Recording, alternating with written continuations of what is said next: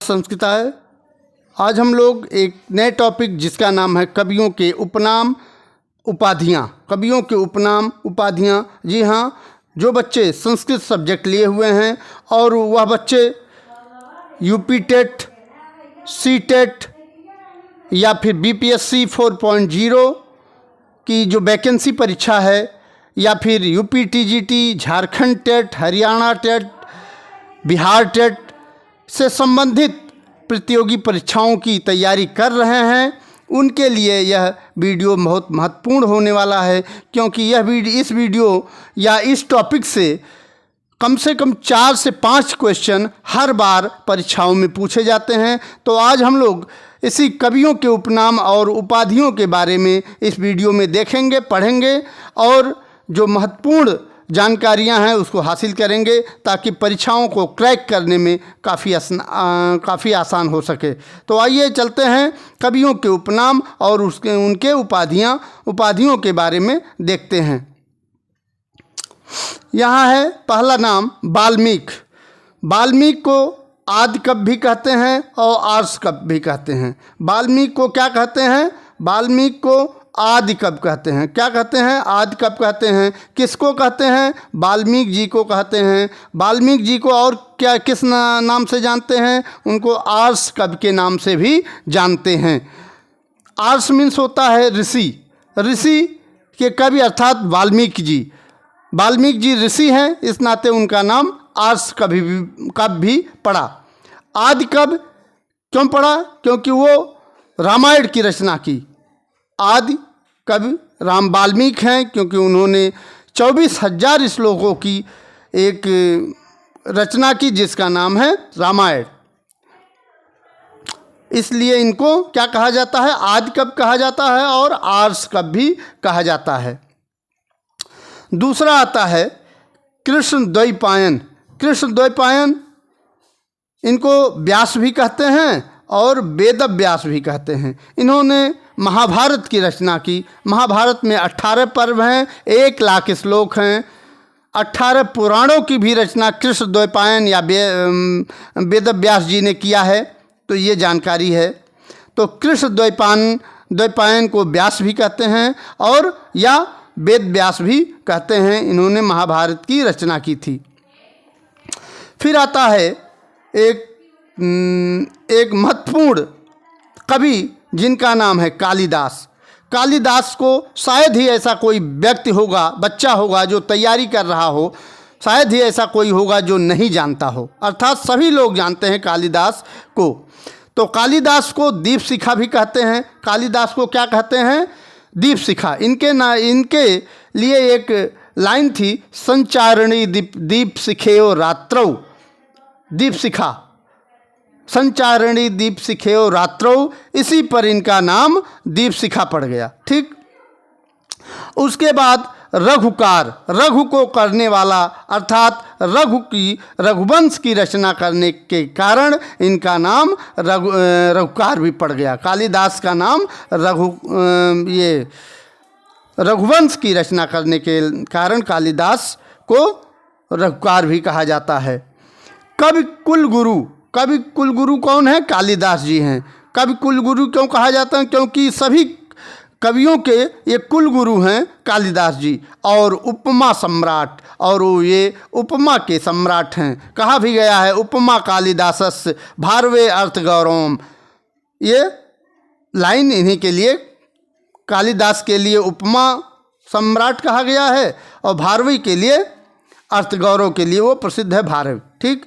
तो इतना।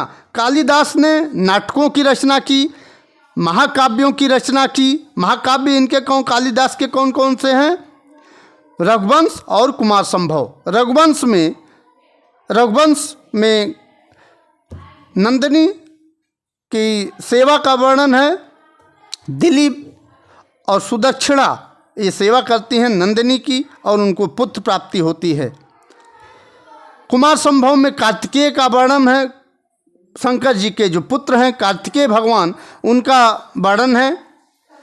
17 सर्गों वाला ये महाकाव्य है कुमार संभव, और उनके द्वारा 7 सर्गों का एक नाटक लिखा बहुत ही फेमस नाटक, प्रसिद्ध नाटक अभिज्ञान शाकुंतलम की रचना की, मेघदूत जैसे खंड काव्य या गीत काव्यों की रचना की कालिदास ने।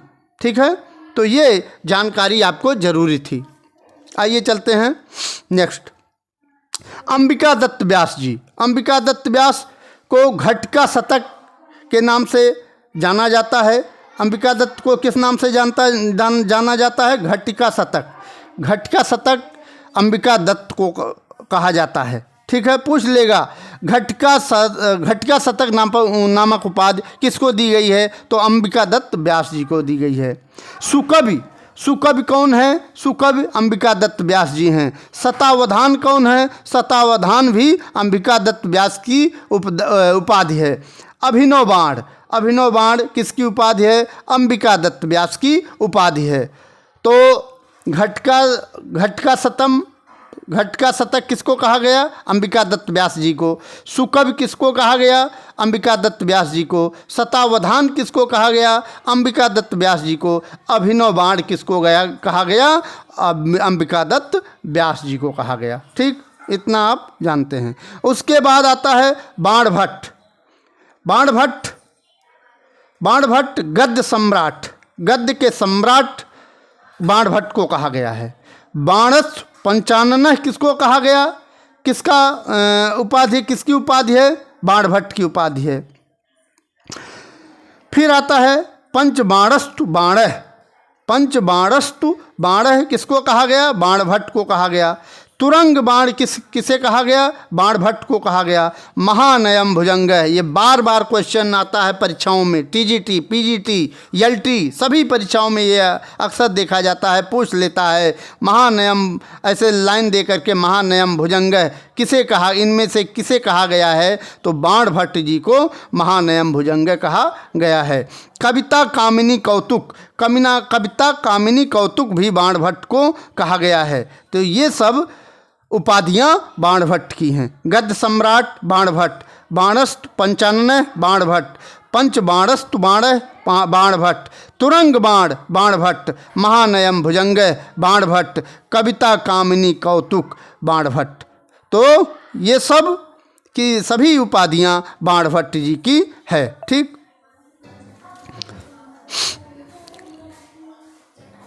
जयदेव, जयदेव को पीयूष वर्ष की उपाधि से सम्मानित किया गया। पीयूष वर्ष, पीयूष वर्ष की उपाधि किसकी है? जयदेव की। पीयूष वर्ष की उपाधि किसकी है? जयदेव जी की। जयदेव जी को कवींद्र की उपाधि भी मिली है। कवींद्र, कवींद्र किसको कहा गया? जयदेव जी को। ठीक, अर्थात जयदेव जी को पीयूष वर्ष भी कहा गया, कवींद्र भी कहा गया, वाणी का विलास भी कहा गया। वाणी का विलास कौन है? जयदेव जी।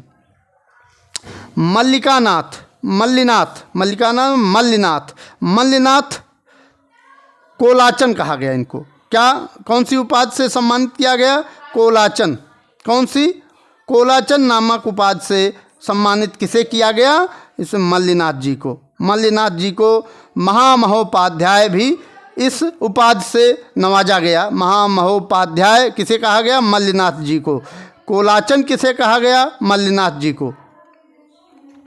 ये सब जानकारियाँ बहुत ही महत्वपूर्ण हैं। आपको देखने में काफ़ी आसान लग रहा होगा, क्योंकि यही परीक्षाओं में घूम घूम करके दे दिए जाते हैं और बहुत से बच्चे इसमें कंफ्यूज हो जाते हैं। तो कोलाचल, कोलाचल किसकी उपाधि है? मल्लिनाथ की। महामहोपाध्याय किसकी उपाधि है? मल्लिनाथ की। फिर आता है विश्वनाथ जी की उपाधि।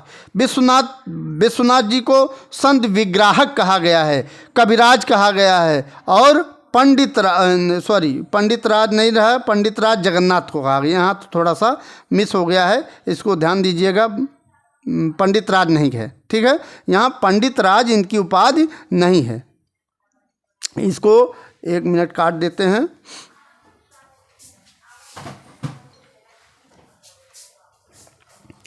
ये आपका काट दीजिए। ठीक,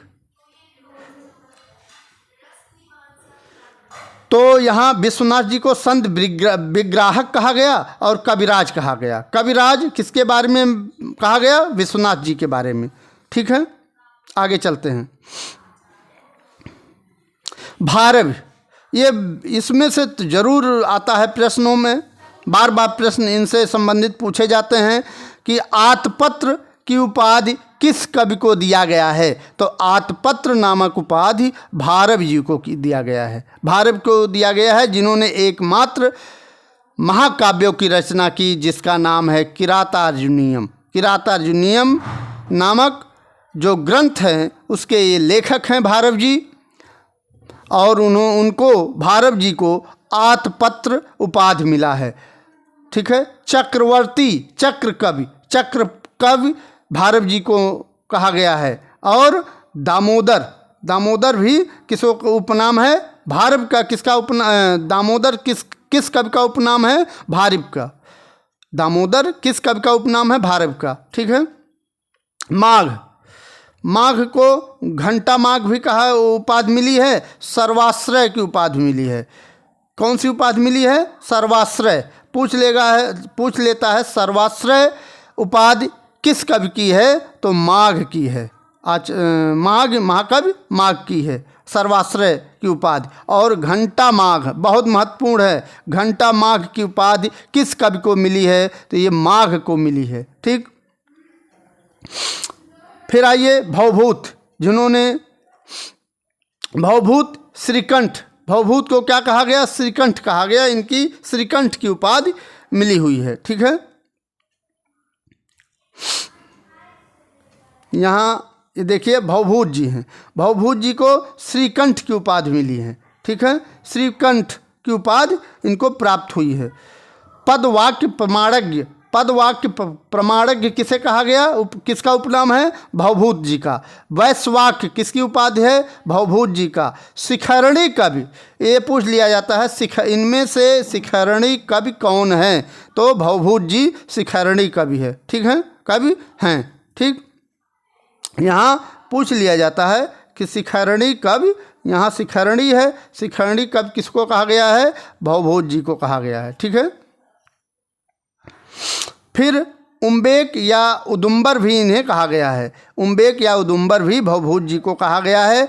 परिणत प्रज्ञ भी भवभूत जी को कहा गया है। ठीक, उसके बाद आता है क्षेमेंद्र।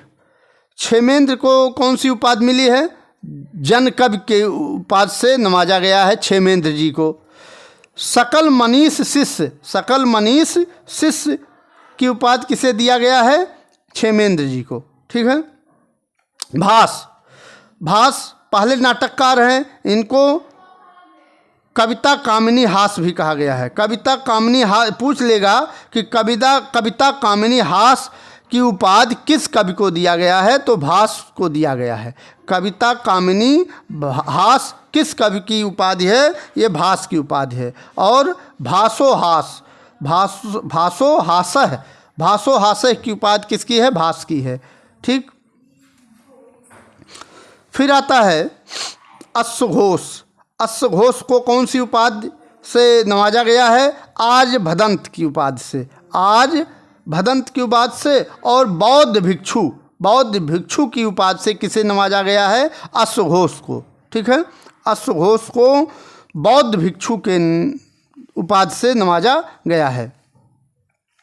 फिर मुरार को, ये भी इम्पॉर्टेंट है, इसको नोट करते रहिएगा कि मुरार को बाल वाल्मीकि के नाम से इनको उपाधि है। बाल वाल्मीकि की उपाधि किसे दी गई है, मुरारी जी को। ठीक है, बाल वाल्मीकि मुरारी, और महाकवि मुरारी, और इंदु मुरारी। मतलब कहने का अर्थ ये है कि इंदु भी, जो इंदु है, यह भी उपाधि मुरारी की है, और महाकवि की उपाधि भी मुरारी की है। बाल वाल्मीकि की उपाधि भी मुरारी की है। ठीक, आइए आगे चलते हैं। अभिनवगुप्त,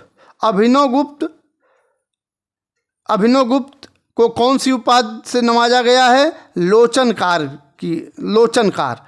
पूछ लेगा लोचनकार नामक उपाधि किस कवि को मिली है, अभिनवगुप्त को मिली है। ये जितने भी आए हुए क्वेश्चन हैं, कई बार रिपीटेड क्वेश्चन हैं मित्रों, इसको नोट कर लीजिए और ये हर परीक्षाओं में पूछे जा रहे हैं। और परम माहेश्वराचार्य, परम माहेश्वराचार्य की उपाधि किसे दी गई है? अभिनव गुप्त को। फिर है कणाद, कणाद को किस उपाधि से नवाजा गया है? उल्लूक, उल्लूक को, उल्लूक नामक उपाधि किस कवि को दी गई है? कणाद को दी गई है। कर्णभुक किसे कहा गया है? कर्णभुक कणाद को कहा गया है। कर्णभुक किसे कहा गया है? कणाद को कहा गया है। फिर आता है कात्यायन, कात्यायन को तो सभी जानते हैं, त्रिमुन के अंतर्गत ये आते हैं। कौन कौन त्रिमुन के अंतर्गत आता है? पाणिनि, पतंजलि, कात्यायन, ठीक है। पाणिनि, कात्यायन और पतंजलि, ठीक है। पाणिनि को सूत्रकार कहा गया है और कात्यायन को वररुचि भी कहा गया है, ठीक है। और पतंजलि को महाभाष्य भी कहा गया है, ठीक है। तो इसमें यही पूछ रहा है कि कात्यायन को कौन सी उपाधि से नवाजा गया है? तो कात्यायन को वररुचि का उपनाम भी है और इसी उपाधि से नवाजा गया है। फिर महत्वपूर्ण है ये गौतम का, गौतम को किस उपाधि से नवाजा गया है या उपनाम क्या है? तो गौतम का उपनाम है अच्छपाद। अच्छपाद किसका उपनाम है? गौतम का। फिर चलते हैं नेक्स्ट, राजशेखर, राजशेखर को यायावर भी कहा गया है। पूछ लेगा यायावर नामक उपाधि किस कवि की है? तो आप लोग राजशेखर को लगाइएगा। कविराज किसे कहा गया है? कविराज भी राजशेखर को कहा गया है। बाल कवि, ये महत्वपूर्ण है, इसको नोट कर लीजिए। बाल कवि कहा गया है राजशेखर जी को। बाल कवि किसे कहा गया है? राजशेखर जी को। फिर विद्यापति, विद्यापति को कौन सी उपाधि दी गई है? तो बार बार यही पूछता है, मैथिली कोकिल, मैथिल कोकिल किसे कहा गया है? विद्यापति जी को। मैथिल कोकिल विद्यापति जी को कहा गया है। विद्यापति जी को वादिराज सूर्य भी कहा गया है, वादिराज सूर्य। फिर आता है पतंजलि, पतंजलि भी त्रिमुन के अंतर्गत आते हैं, ये भाष्यकार हैं। इनको शेषनाग के नाम से भी जाना जाता है और फणभृत के नाम से भी जाना जाता है और नागनाथ के नाम से भी जाना जाता है। तो ये इम्पॉर्टेंट है, इसको देखते रहिएगा, पढ़ करके जाइएगा परीक्षाओं में। फिर पद्मगुप्त, पद्मगुप्त को क्या कहा जाता है? परिमल कालिदास। पद्मगुप्त को परिमल कालिदास की उपाधि से नवाजा गया है, पद्मगुप्त, ठीक। यह भी इम्पॉर्टेंट है। परिमल कालिदास किसे कहा गया है? पद्मगुप्त को, ठीक है। तो आज इस वीडियो में इतना ही। विश्वास है कि आप लोगों को यह वीडियो काफ़ी अच्छा लगा होगा और जब भी परीक्षाएं हों आप तो इस वीडियो को ज़रूर पढ़ करके जाइए। इस वीडियो से, इस टॉपिक से ज़रूर 4 से 5 क्वेश्चन परीक्षाओं में पूछे जा रहे हैं। तो यह वीडियो आप लोगों के लिए रुचिकर होने वाली है और नंबर को गेन कराता है यह टॉपिक। तो यह टॉपिक ज़रूर रट कर जाइएगा, अच्छी तरह से याद कर लीजिएगा। आज इस वीडियो में इतना ही। अगली वीडियो में एक नए टॉपिक के साथ आपके सामने पुनः उपस्थित होंगे। तब तक के लिए मुझे आज्ञा दें। नमस्कार, जय हिंद, नमः संस्कृताय।